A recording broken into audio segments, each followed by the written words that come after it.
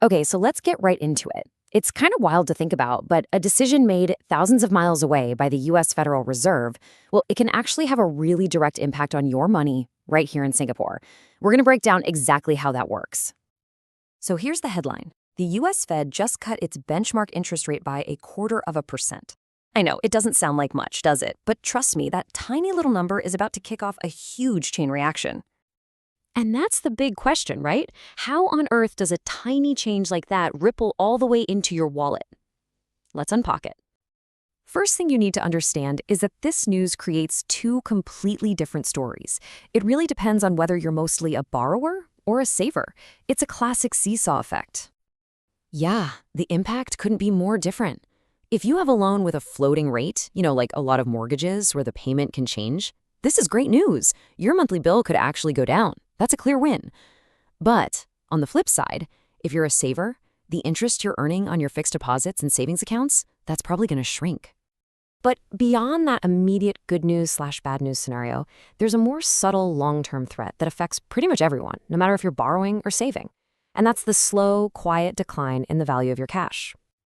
I want you to remember this number, 0.6%. That's Singapore's latest headline inflation rate.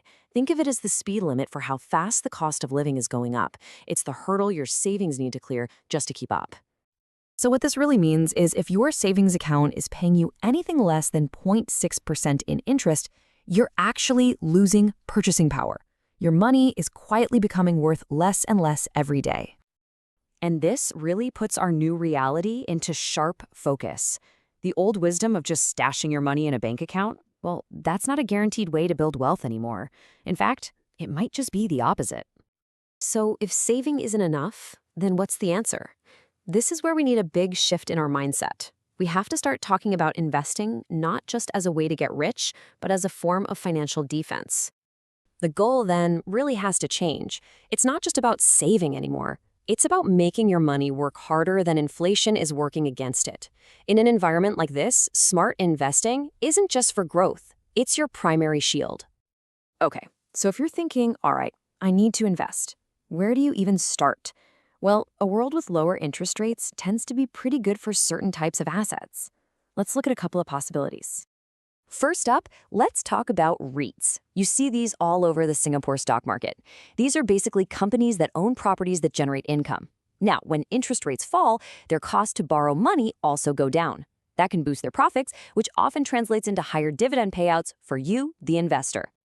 And it's a very similar story for solid dividend-paying stocks. I mean, when savings accounts are paying you next to nothing, getting a stable income from big, established blue-chip companies like Singapore's major banks, well, that starts to look like a really compelling alternative for both steady income and potential growth.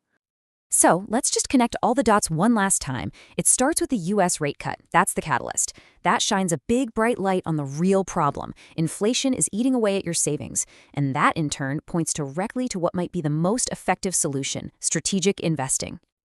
And that really leaves us with this final, crucial question to think about. In this new financial landscape, it's more important than ever to just stop and ask yourself, is your money really working for you?